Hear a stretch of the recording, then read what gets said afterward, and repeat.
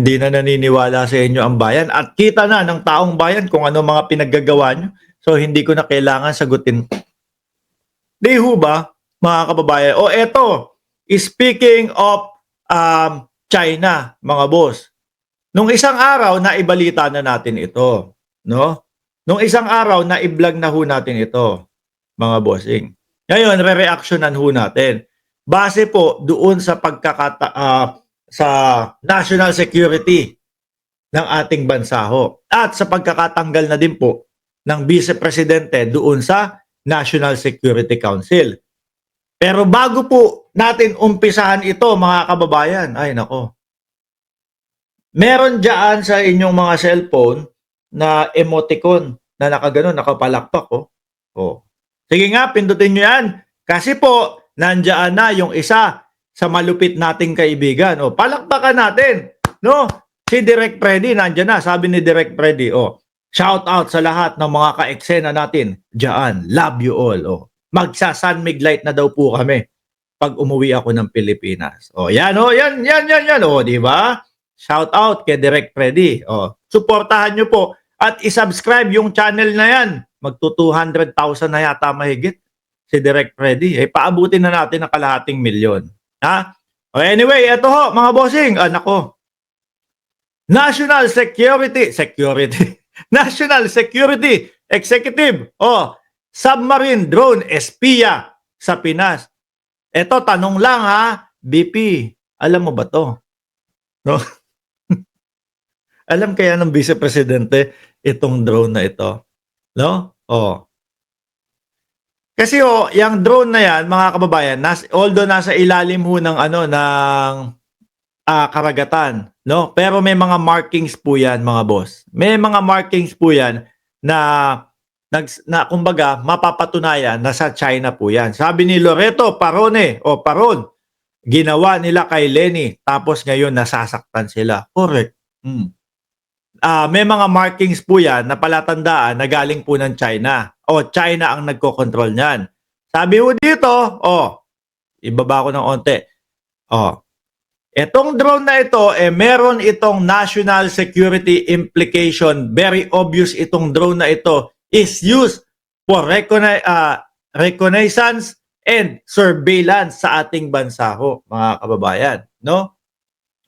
Kaya mahalagang matukoy aniya ng mga autoridad kung ano ang ginagawa nito sa karagatan. Sakop ang Pilipinas. Eh di wala pong iba kundi mag-surveillance o wala pong iba kundi magmatsyag kung paano sila makakaisa sa Pilipinas. Yun lang naman po yan. Di ho ba? Wala na hong iba.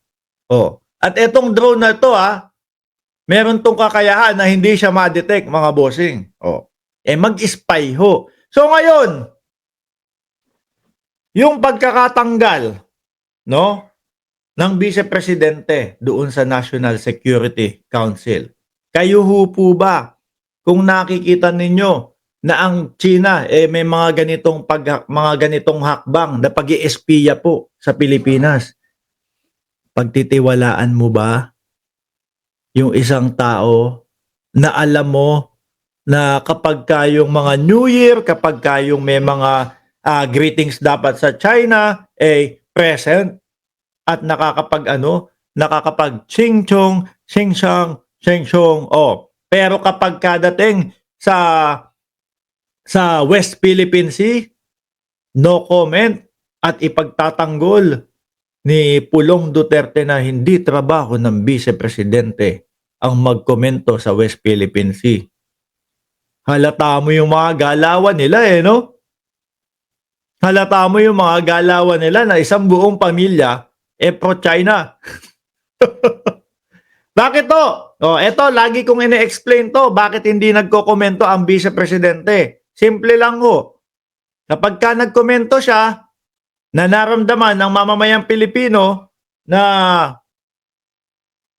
pro-China yung komento ng ating Vice Presidente, naku, 2028 election, para pong lumilipad pa atras pa gano'n. Palayo.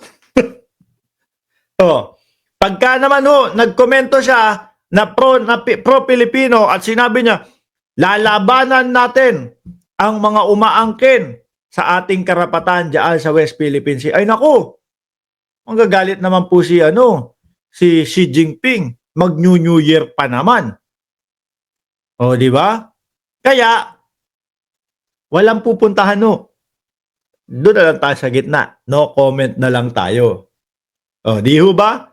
Napakasimple yung i-analyze mga kababayan.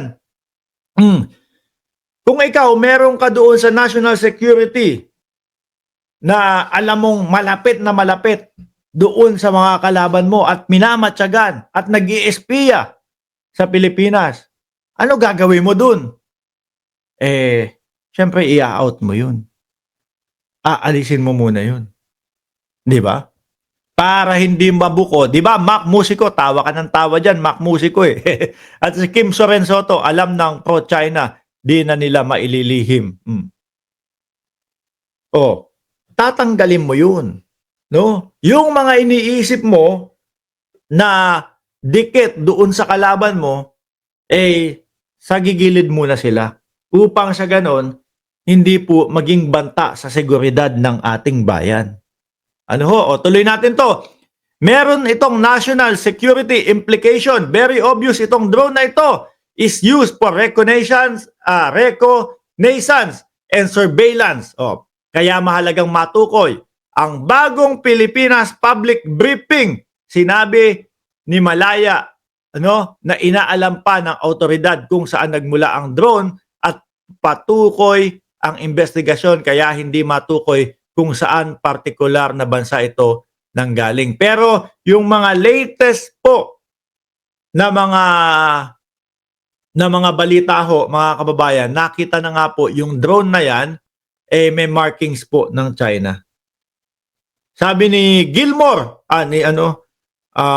Cesar Padi, wag mong ikumpara si BP Lenny sa iba at pwede ba manahimik ka ho? Naku, may nag-aaway yata sa comment section. Kalma lang kayo dyan, no? Kaya nagagalit sila kasi mawawala yung confidential fund sila. Matetegi ang mga baka, di ba? Bakit ka hindi mag-comment? Kasi takot ka. Sabi ni Pika Pika Nolasco. Ano yung sinasabi nito? Bakit hindi daw magko-comment? Napabalik tuloy ako doon sa taas.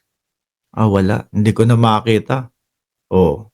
Baka nag-deliver ng chow mein and orange chicken from Beijing. Order. At baka yung mga General Cho chicken, Ay nako mga kababayan. Napakasimple pong intindihin nung pagkakaalis po sa Vice Presidente sa National Security Council.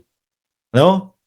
Kung nakikita mo na yung mga kasamahan mo doon sa National Security Council ay pro doon sa kalaban mo, simple lang. Isagigilid mo muna. No? Baka yan ang nagchuchuchu. Baka nga yung pagkakasabi ni Inday Sara Duterte, pahingi ako nung meeting of the minutes. Baka dahil siguro iniisip ng Vice Presidente, naku, wala na. Gibang-giba na tayo. Sige.